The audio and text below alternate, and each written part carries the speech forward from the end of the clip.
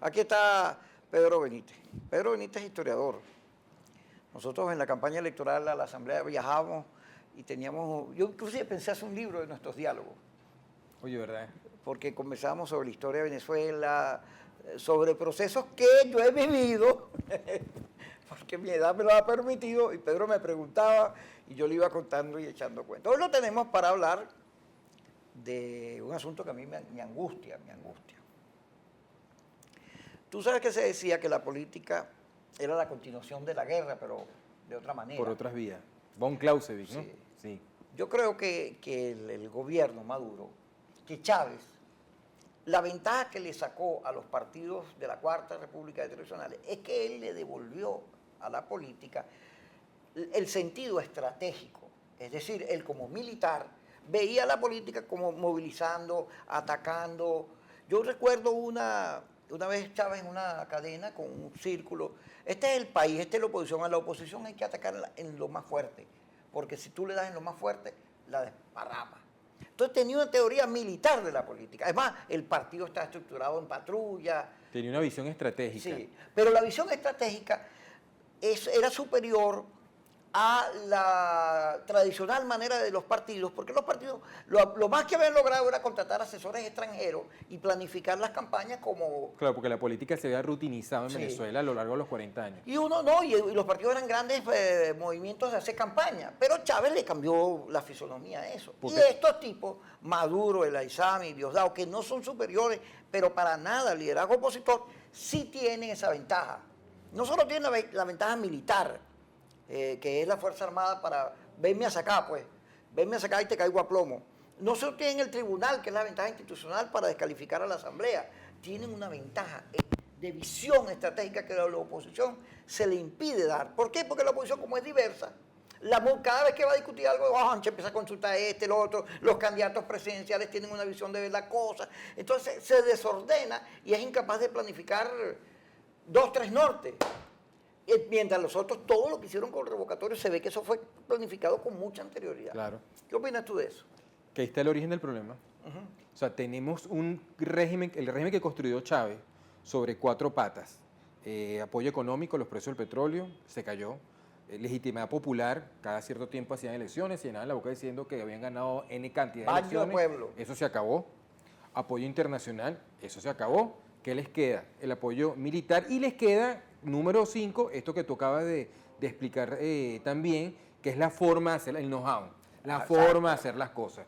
Y lo paradójico del asunto, bueno, que el régimen chavista está en crisis, estamos viendo el modelo de la crisis de un régimen que se empezó a instaurar en 1999, y la MUD se ha convertido en el receptor del masivo descontento social y que la crisis económica está provocando, pero que no tiene este know-how. O sea, tenemos una gente que mantiene estas prácticas de estrategias de guerra para enfrentar al enemigo y la oposición sigue siendo reactiva. Es decir, seguimos con cuando digo, utilizo la primera persona del plural, es para que nos entendamos, ¿no? Seguimos actuando como que fuéramos minoría. Seguimos actuando como que fuéramos la oposición del año 2004 y no la oposición que acaba de ganar 2/3 de la Asamblea Nacional. Yo siempre hago esta pregunta retórica, Kiko, y te concluyo con esta afirmación.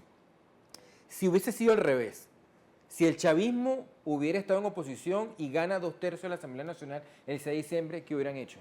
No se nos hubiera Barren con todo, encima, claro. Exactamente, barren con todo porque ellos tienen esa visión estratégica del asunto que la oposición no termina de armar. Ahí está la crisis de la oposición. Fíjate. Por eso es que yo digo que hay que aprender del chavismo. Mira, fíjate, cuando tú ganas la elección del 6D, acuérdate, porque nosotros participamos, nosotros nos imaginamos que la Asamblea iba a ser un poder, pero resulta que ellos agarraron y decidieron desde el primer día matar a la Asamblea. Que por cierto, eso ya tenía antecedentes, o sea, eso no tiene que haber sorprendido, porque, ¿cómo se llama? La alcaldía metropolitana, fue lo que pasó con la alcaldía metropolitana, fue lo que pasó con la alcaldía de Maracaibo, fue lo que pasó con Rosales, lo que pasó con Ledesma, la inhabilitación de Leopoldo López en el año 2008, esto tiene antecedentes. Ellos cada vez que ven un enemigo peligroso lo inhabilitan, lo sacan de juego. Pero fíjate, entonces llega el oficialismo y el primer día que llega a la Asamblea arma un lío con los diputados de Amazonas, unas grabaciones, como si ellos no hicieran nada de eso y fueran unos santos, y ella agarra y utiliza el tribunal para ponerle una pared a la Asamblea. Y a partir de ahí, bueno, todas las leyes desconocidas. Pero no solo eso, sino que con el tribunal comienzan a producir una crisis institucional que los lleva a fortalecerse, porque ellos tienen el resto de las instituciones, no solo el tribunal, tienen la plata, la Fuerza Armada, la Contraloría, la Fiscalía, etcétera, y entonces la Asamblea termina como fuera de foco, fuera del poder.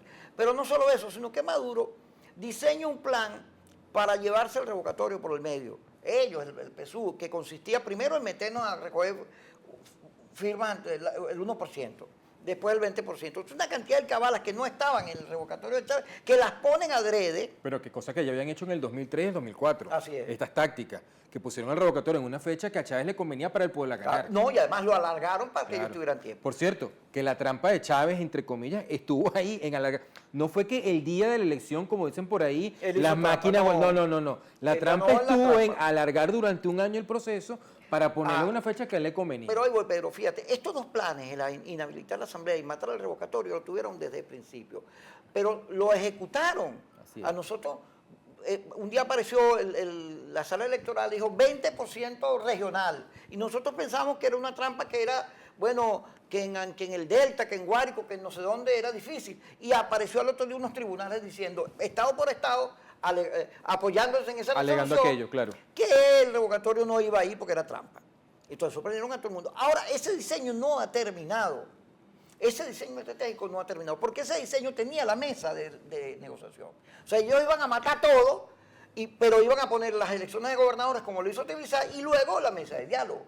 Solo que la mesa de diálogo agarró una fuerza muy importante porque se metió el Departamento de Estado americano, Almagro, que nadie puede decir que es un traidor, Mercosur está diciendo que de acuerdo a lo que pasa en la mesa de diálogo, Venezuela entra o no en Mercosur. Claro, hay mucha presión. La OEA, la ONU, todo el mundo.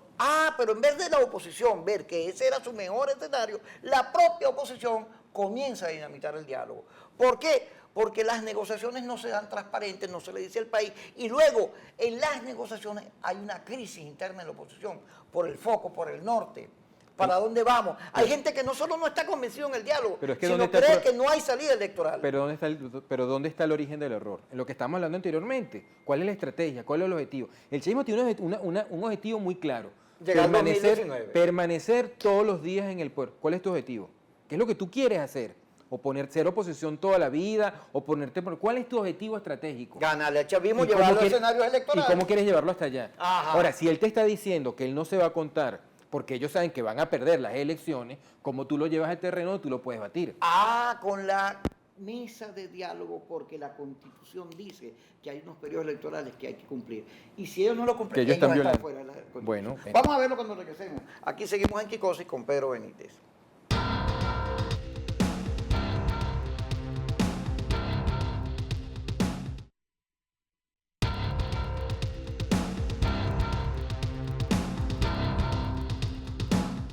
Aquí estamos con Pedro Benítez. Vamos a ver, pero vamos a ir analizando las cosas, pero con los titulares que son como una guía de hacia dónde va la oposición y el gobierno. Pongamos el primero, que tiene que ver con el comunicado de la MUD, que es muy bueno. Aquí la MUD fija nortes. Ajá. Además, fíjate, lo dice clarito, nos dirigimos al Vaticano, UNASUR y al pueblo de Venezuela. Es decir, el gobierno nos importa un sorete. Porque es verdad, a nadie debe sorprender el gobierno. Que el gobierno sea capaz de hacer maldades, trucos, trampas. Sabemos que es así porque son una gente mala, perversa, sin ética ni dignidad en la política. Amantes del poder, son capaces de hacer lo que sea por el poder. Entonces no nos interesa el gobierno, nos interesa el escenario de negociación, los invitados que están allí. Y el AMUD lo precisa ahí. Pero ¿qué quiere hacer el gobierno? Vamos al diálogo, qué lindo, pero la oposición no entra ni con balas ni con votos al gobierno otra vez a Miraflores. El gobierno está dinamitando, poniéndole bombas Bueno, al lo diálogo. que pasa es que eso argumenta a favor de los que han planteado que el gobierno planteó el diálogo no como un mecanismo de encontrar una salida política al país, sino de ganar tiempo para evitar el referéndum este año. No, y además, Eso es la desconfianza que tiene un sector importante, Claro. ya no de la oposición, Pero ve acá. de la sociedad venezolana. que el gobierno agarre la bandera del diálogo y sea portador de ella, oye, ese es tremendo argumento. Porque ¿quiénes aparecen como los intolerantes y los radicales y los violentos? La oposición. Mientras De ellos... cara al escenario internacional. Claro, que es donde la mesa del diálogo está ubicada ahí.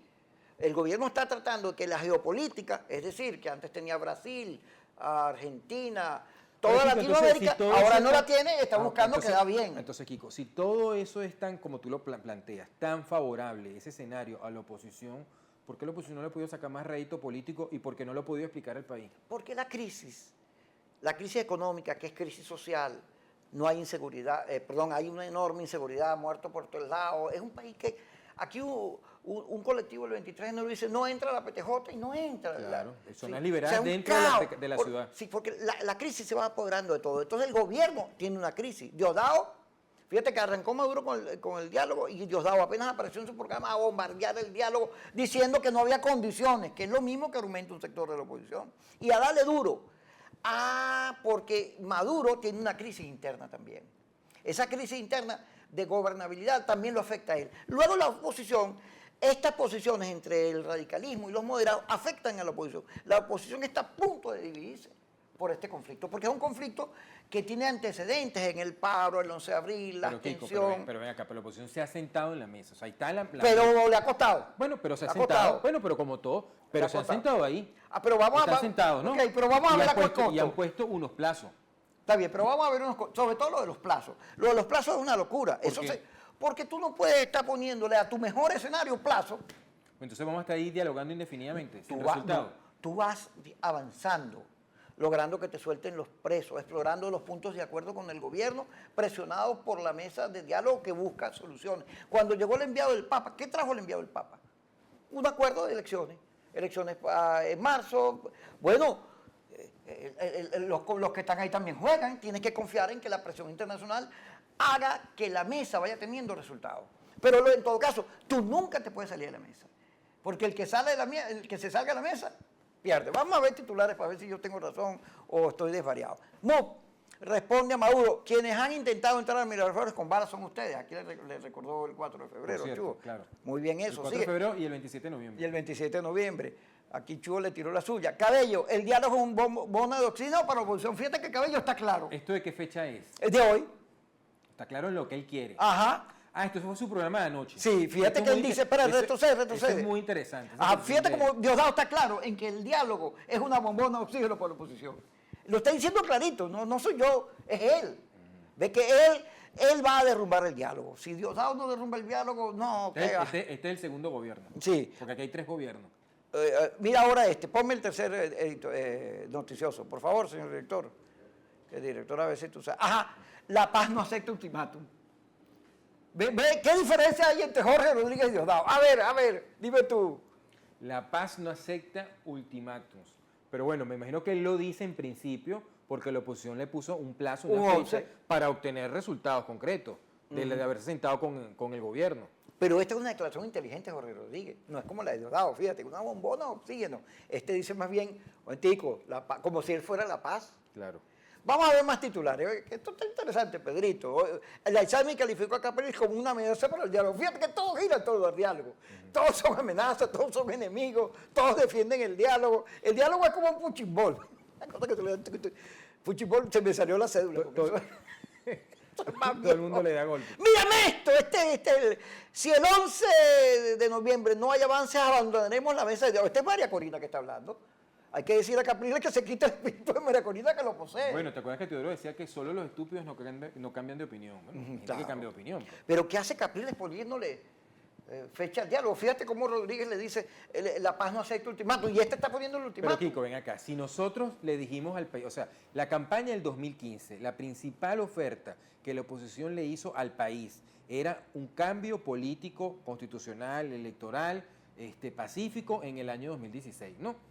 Y el país votó por eso, y obtuvimos 2/3 de la Asamblea Nacional. Bueno, todo el año 2016 a la oposición se le ha ido buscando esa salida pacífica, política y electoral, hasta que se encontró el tema del revocatorio, que tomó fuerza y todo el mundo se montó en eso. Y el principal vocero, impulsor de esto, ha sido Enrique Capriles. Entonces él está viendo, obviamente, cómo se le está yendo el tiempo al país sin que le pongan fecha al revocatorio. Entonces el gobierno ha ido jugando en cómo ir estirando los plazos para pasarlo al año 2017.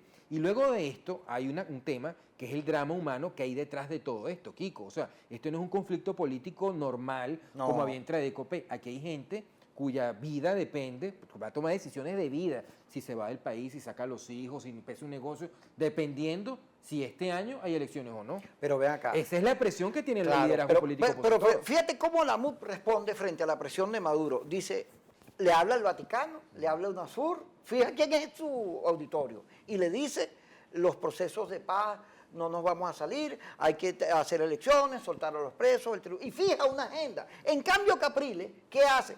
O el 11 responde o nos vamos. Son dos políticas.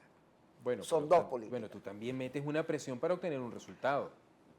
Pero Tú también escalas el conflicto, así como el chavismo escala el conflicto, tú también lo escalas para pero- llegar a un acuerdo. Pero estamos a ver bien. quién obtiene más.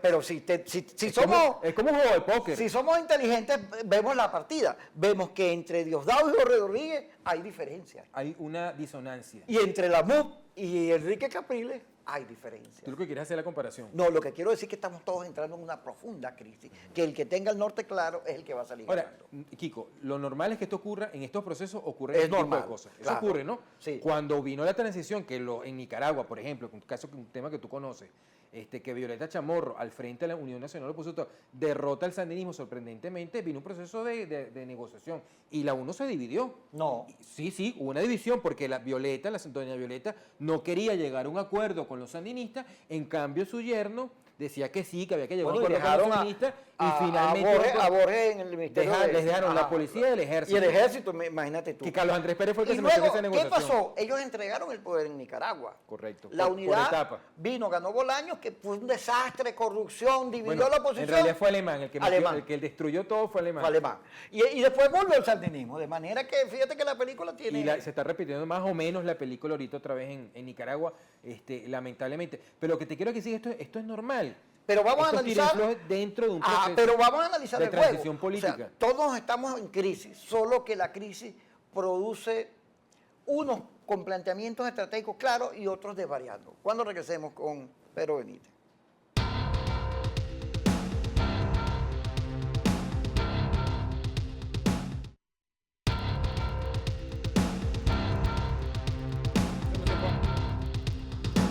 Ajá, esta discusión está buena. Vamos a poner un titular a seguir, señor director, guiándonos por los intérpretes. Nosotros somos intérpretes, pero los protagonistas están poniendo clarito qué es lo que tienen por dentro. Póngame un titular. Virtuoso, el discurso de Maduro es una aberración política, la verdad es que sí. Estamos todos de acuerdo, ¿verdad? Ahí estamos de acuerdo, pásalo. El padre virtuoso de la Orden de los Jesuitas, donde Arturo Soto... Ahora es jefe de Soluto. Exactamente. Por a nivel cierto, mundial. ¿cómo que se llama Ortega? Humberto Ortega, el Humberto jefe Ortega. de la Fuerza Armada nicaragüense. Hermano de Daniel. Shannon, el diálogo es el último esfuerzo por una paso pacífica. Wow, eso ¿Más es- claro? Coño, pero te voy a decir una cosa. Aquí hay... perdóname. Aquí hay de todo. Aquí este hombre Ajá. mandó... O sea, lo que está diciendo aquí Un es... ultimátum. Sí, bueno. Así es que, claro, Shannon está claro. Shannon está claro que por la ¿Qué actual opinas situación tú? en Venezuela, el diálogo es un escenario crucial. Ahora, ¿qué opinas tú de lo que se ha venido planteando? Que realmente este viaje puntual de Shannon ahorita fue, bueno, porque Estados Unidos tiene un proceso electoral el próximo martes, que es muy complicado para ellos, donde las encuestas están muy cerradas, y digamos que el establecimiento político americano, empezando por Obama, están jugando a que no gane Donald Trump. Así Y que cualquier cosa que me altere el asunto puede cambiar la tendencia en algunos estados clave. ¿Tú no crees que detrás de eso hay...? Sí, porque aquí hay un sector de la oposición que tiene relaciones directas con el Partido Republicano. Pero un sector muy pequeño, porque la mayoría de las relaciones son con el Partido Demócrata, Sí, pero hay, tradicionalmente. pero hay un sector que tiene relaciones Que estaría con el jugando Partido. que gane Donald Trump. Que estaría jugando a... Aunque el Partido Republicano no está apoyando a Donald Trump. Los principales días le han quitado el... Pero él le han es el quitado candidato del Partido Republicano. formalmente. Y luego Trump, que el problema de los Estados Unidos es que los dos son muy malos. La señora Clinton es muy, muy mala y él es peor. Sí. Entonces ambos se han metido en una cosa, pero yo creo que la señora Clinton le ha comprado el discurso a Trump y al final ha caído, como ella tiene que demostrar que es fuerte, Sí. se puso en el ring con él. Y ahí la distancia ha ido disminuyendo. Ahí puede pasar cualquier cosa, aunque pareciera que la señora Clinton Ahora, debe ganar. Antes de continuar, Kiko, aquí hay, en América Latina, en el continente americano, hay 3 procesos políticos que se están dando en paralelo y que donde los mismos actores están jugando. La paz en Colombia, el acuerdo entre Estados Unidos y Cuba, que también está avanzando, Y la el transición venezolano. política en Venezuela. Y en los 3 está metido el Vaticano, en los 3 está metido los cubanos y en los 3 está metido los Estados Unidos. Le diste una de las claves de la película, por eso es que Shannon dice eso. Vamos a seguir analizando, que esto está bueno, señor Pedrito. Pablo Medina, no es con votos, sino con camisa de fuerza Bueno, que debe salir más. Se me ha olvidado, ¿verdad? Que Pablo es una... ¿ah? Andrés Velasco, Maduro con su discurso está mandando al diablo a la política. Andrés está claro, fíjate. Andrés lo entendió. ¿Qué dice Florido? A ver, Pedro. Nicolás Maduro no ayuda a crear condiciones propias para un diálogo. Vamos a detenernos acá. Ajá. Y bueno, vamos aquí a hablarnos. Además, nosotros le tenemos un gran cariño a Voluntad Popular. Sí, lo amamos. Y que Luis ha tenido personalmente una posición desde la óptica de Voluntad Popular, que es una óptica, digamos, muy dura, de mucha confrontación con frente al gobierno. Sin embargo, Luis Florido ha introducido el matiz desde esa posición es posible entrar. A mí no me gusta utilizar el tema diálogo, porque él dice negociación. Él habla de una negociación. A mí me parece que lo que plantea Luis es más apropiado de una negociación política, que es al final del día, vamos a estar claros, lo que va a ocurrir.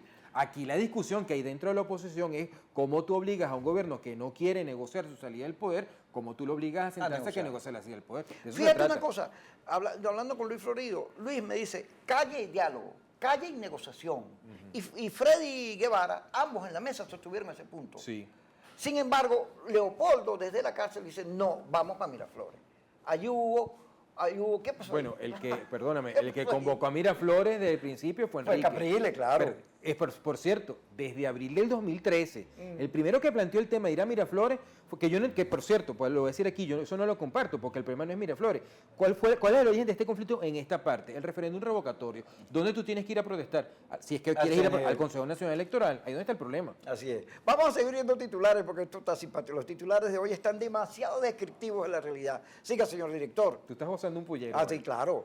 El CNE puede reactivar el revocatorio. Mira, ¿quién dice esto? Esto lo dice un el abogado José Ignacio Hernández.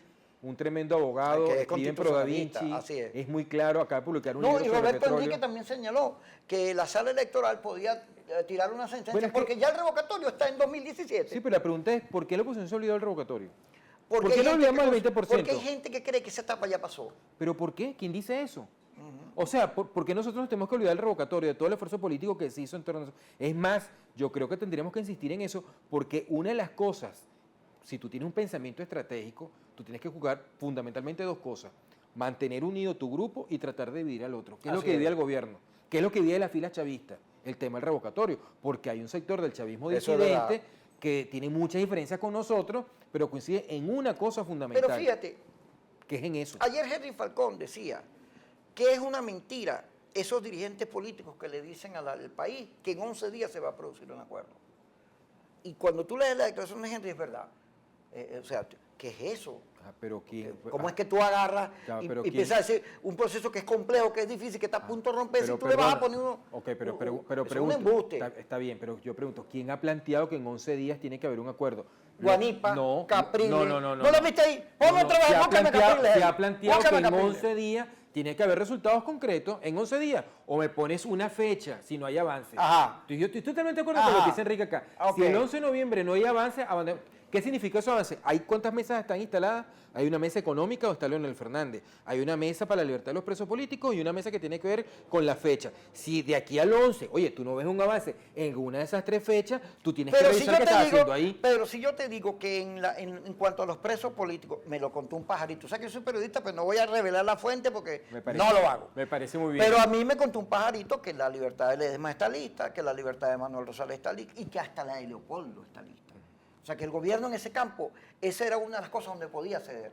Que eso está muy avanzado, sobre todo porque Zapatero le ha puesto mucho empeño. ¿Y tú sabes quién ha sido clave ahí? El representante de Nuevo Tiempo, Timoteo Zambrano. Ahora bien, pero la mayoría de los presos políticos emblemáticos, empezando por Leopoldo, por Ledesma, han dicho reiteradamente que ellos prefieren seguir presos, pero que primero se le ponga una fecha a la salida política del país. Pero a Leopoldo ya le ¿Qué es lo que está demandando el país? A Leopoldo ya a todos hay que decirle que el todo o nada no sirve. Aquí no estamos en un liceo o en una fábrica. Está bien, Kiko, pero es que precisamente el todo o nada no sirve. Esto es una cosa gradual. Pero es que precisamente ellos no están hablando del todo o nada. Nosotros decimos, preferimos que están presos, preferimos seguir presos, pero que sean en esto otro que es más importante para el país. Carlos Melo, lo que ha hecho Carlos Melo. Carlos Melo se paró a decir aquí, lo dijo con Rico, que el diálogo era la salida, porque hay que hablar pendejadas, pero hay que sufrir lo que está metido en esas cárceles horribles. Bueno, yo estoy repitiendo, lleno de miau. yo estoy repitiendo lo que ha Oye, dicho Leopoldo, lo que ha dicho el alcalde de Ledesma, lo que han dicho la mayoría de pero los presos Leopoldo, el políticos. alcalde Ledesma y la mesa saben esto mismo que te estoy diciendo. Lo saben ellos, que la libertad de los presos políticos está muy cerca. Lo saben porque yo sé que lo saben. Entonces, Ok, pero ¿qué está más cerca? ¿La salida de los presos políticos o una fecha para permitir el cambio democrático del país? ¿tú sabes que está muy cercano a ser acordado? Las elecciones de Amazonas.